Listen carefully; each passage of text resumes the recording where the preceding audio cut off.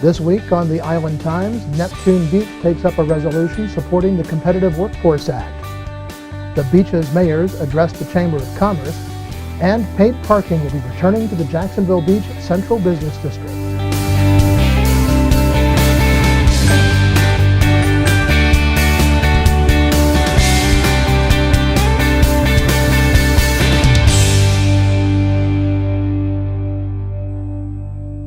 Welcome to the Island Times Update. I'm Tom Patton. Following last week's adoption of a resolution supporting the Competitive Workforce Act proposed in the state legislature by Atlantic Beach, the Neptune Beach City Council considered an identical resolution this week, but with a much different result. The council decided at its workshop meeting not to bring the resolution up for a vote at its next regular meeting.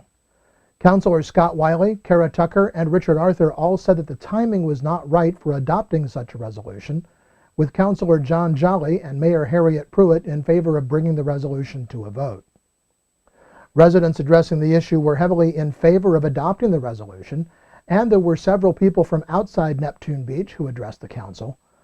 Most spoke about making Neptune Beach a welcoming place and that no one should be subject to discrimination for any reason. But with 3 members of the council expressing reservations, the resolution failed to get enough support to move forward. Several members of the audience went back before the council to say how disappointed they were that they had not moved it on to the next meeting. Still, it's not the last word on the issue in Neptune Beach. Councilor Jolly agreed to craft a new resolution that will likely not specifically support passage of the CWA, but will urge the state legislature to resolve the issue at that level in the upcoming session. Neptune Beach also discussed proposed changes to the city's right-of-way ordinance at the Tuesday night meeting and pretty much went back to square one on the issue. Mayor Pruitt and City Attorney Patrick Kurchowski distributed a pared-down version of the previous ordinance for the council to consider in the workshop. Several of the provisions in the original ordinance were stricken from the revised version, including one dealing with specific plants that may be placed in the right-of-way. Other language was clarified in the new bill, including the permitting process. However, a provision that no replacement or repair of, quote, non-conforming items, such as sprinklers or other irrigation, could be done without a permit and the approval of the city manager remains in the ordinance, as does a clause requiring property owners to hold the city harmless in any litigation that might arise from work done by private citizens in the right-of-way. The ordinance was different enough from the original proposal that the passage of the original bill on first reading 2 weeks ago was vacated, and this new ordinance will be back on the workshop agenda at the March 17th meeting.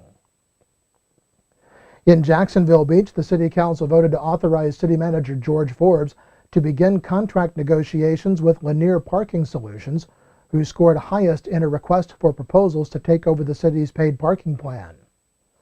The council agreed that Forbes should have the flexibility to adjust the hours and the duration of the program, which in the RFP was set to coincide with daylight savings time. Some on the council thought that paid parking should end after Labor Day or at the end of September when fewer people are coming to the beach. Under the plan, there will be a charge of $5 to park on weekends in the Pier parking lot, Latham Plaza lot, and the 3rd Avenue North lot. Drivers who show a driver's license with a 32250 zip code will be allowed to park for free. Lanier Parking Solutions will share 52% of the revenue it collects with the city, and the money will go to establish a paid citizen on patrol program to maintain security in the parking lots. Still to be addressed are the issues of parking time limits in the non-paid lots and free parking for employees working at businesses in the Central Business District.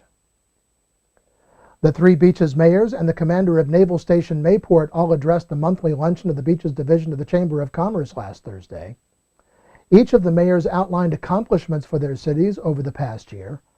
Both Atlantic Beach Mayor Carolyn Woods and Neptune Beach Mayor Harriet Pruitt said that they're working with businesses to bring non-compliant signs into line with the city's sign ordinances, but both also offered upbeat reports about the states of their cities.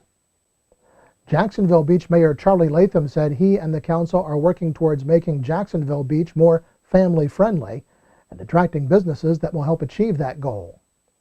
Latham said that on most spring and summer weekends at the beach, First Street becomes Bourbon Street, and that's not acceptable.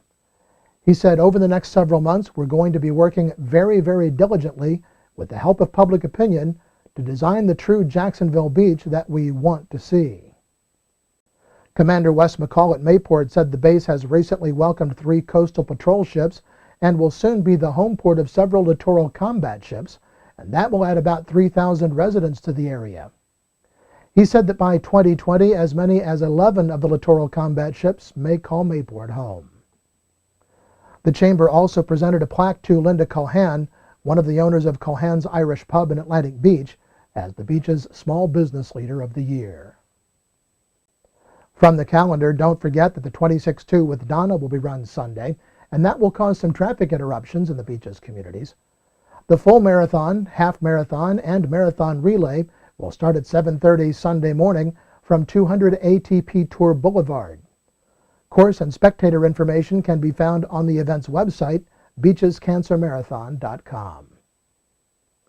The Atlantic Beach Experimental Theater is offering a series of acting workshops beginning Sunday evening. The cost for the workshops is $160 for the 13-week series. Details can be found on the Atlantic Beach website.